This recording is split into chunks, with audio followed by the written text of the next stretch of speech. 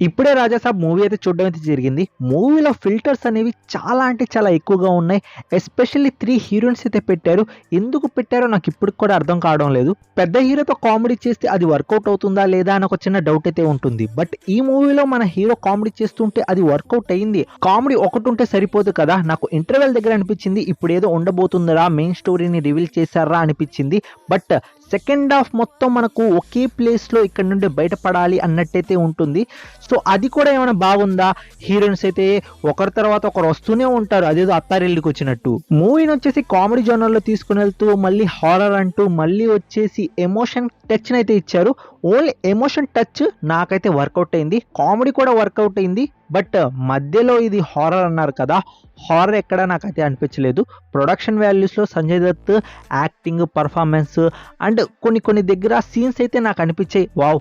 Production వాల్యూస్‌కు బాగున్నాయి. Horror జోనర్‌లో తీసుకొనెళ్లారు